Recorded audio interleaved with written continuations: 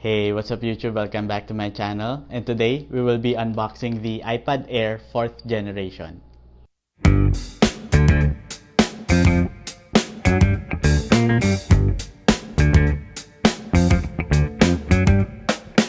Okay, so before we do the unboxing, special thanks to Breese Authentics. Doon natin nabili tong iPad Air. So, ilalagay ko na lang sa description sa baba yung IG nila kung saan nyo sila makokontak.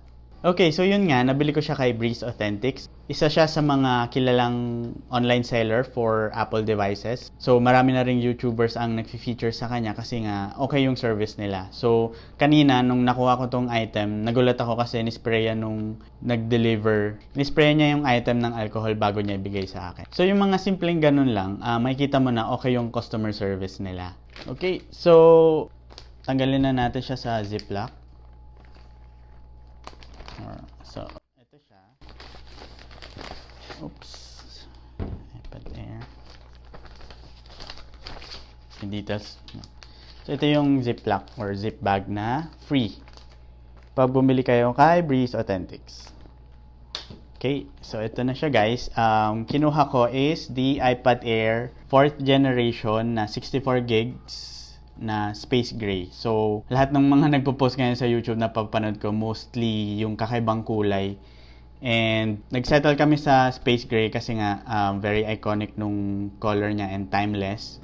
Kasi pag baka yung colorful, baka mabilis pagsawaan, 'di ba? So, para better safe na rin, space gray yung kinuha. Okay, so let's do the unboxing. So, ayan. As always, merong pull tab yung packaging ni Apple. So, hilahin ko na siya.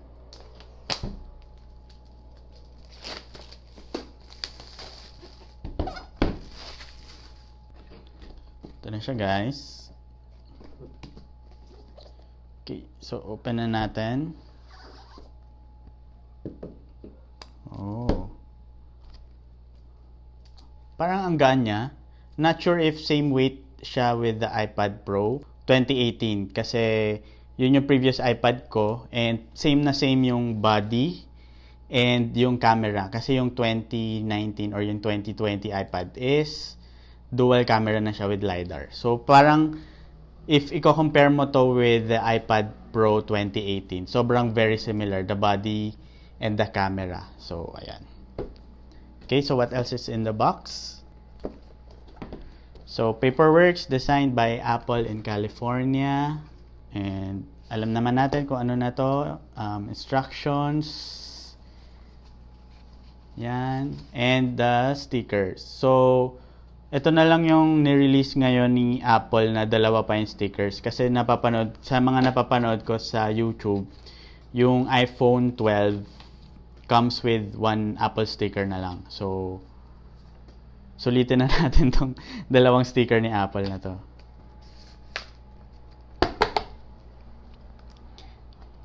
And then, of course, yung charging brick and the USB Type-C cable. So, hilahin ko na.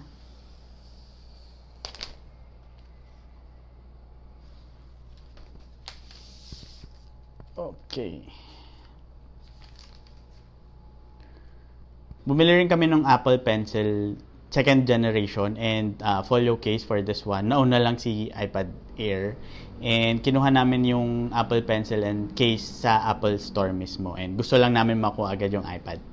Kaya bumili kami kay Breese Authentics. So, sobrang bilis niya mag-deliver. Okay, so the big difference from the previous iPad Air is obviously yung body niya. Kasi similar body na siya with iPad Pro, which is yung square corners. Okay, so si iPad Air ngayon comes with a Touch ID. So yung Touch ID niya ngayon is nandito nasa taas, which is yung power button.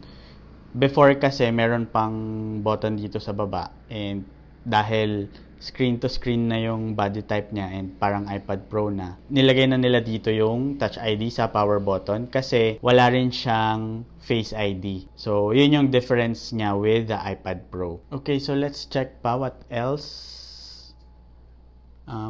It also has 2 speakers, kahit na makikita nyo na meron siyang parang sa iPad Pro na apat, dalawa sa baba, dalawa sa taas, pero based do sa research ko, isa lang siya sa taas and isa lang siya sa baba. Pero still, pag ginamit mo siya, parang naka-stereo pa rin kasi dalawa yung speakers na nanggagaling sa magkahiwalay na location. So, pag tinakpan mo yung isa, magkakaroon pa rin ng sounds. Lalabas pa rin yung sounds niya. Okay? Try natin if may battery pa siya.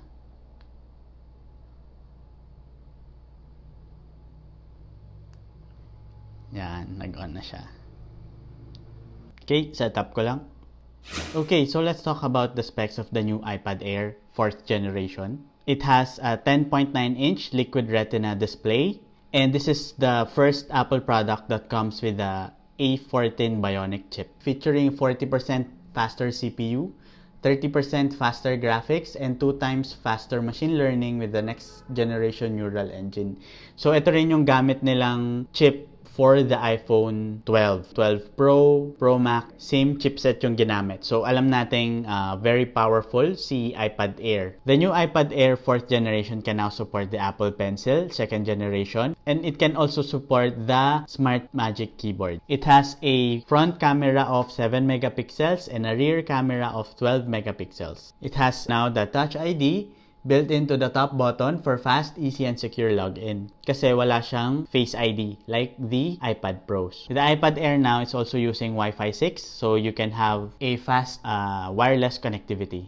And last but not the least, the iPad Air is now using USB-C. Okay, so obviously, kinuha natin color is space gray, but the iPad Air are available also in silver, rose gold, green, and yung pinakasikat ngayon is the sky blue. Okay, so comparing it to the iPad Pro which has the A12Z Bionic, mas mabilis ba si iPad Air kasi meron siyang A14 Bionic chip? Ang short answer is, mas mabilis pa rin si iPad Pro. Kahit na mas recent yung chip na ginamit for the iPad Air, mas malakas pa rin yung CPU or chipset na ginamit for the iPad Pro. Mas marami yung CPU cores niya and GPU cores, and at the same time, mas mataas yung RAM niya. Si iPad Air, mas mababa, and papakita ko na lang yung difference nila. Okay, so, para kanino ba si iPad Air? Kung pipili ka, anong mas bibilin mo? Si iPad Air o si iPad Pro? Kasi si iPad Air comes with a 60Hz. So, if ikaw yung taong hindi mo naman kailangan ng 120Hz refresh rate, perfect na sa'yo si iPad Air. And at the same time, dahil wala siyang 120Hz or promotion display, mas tipid siya sa battery. Also, si iPad Air comes with only one camera. So, si iPad Pro 2020 ngayon comes with 2 cameras, wide and ultra-wide, and also a LiDAR. And if hindi mo naman kailangan ng second camera and the LiDAR, I think yung isang camera ni iPad Air is more than enough.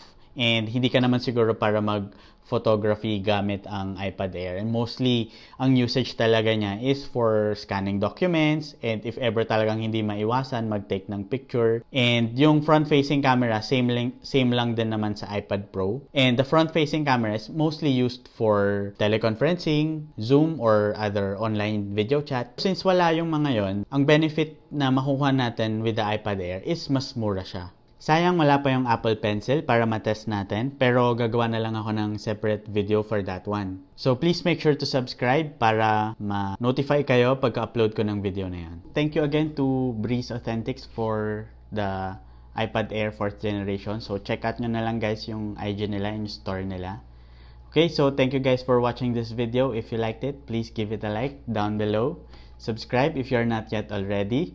And smash that bell to get notified when I upload new videos. So, ganito na lang muna uli guys. Talk to you soon.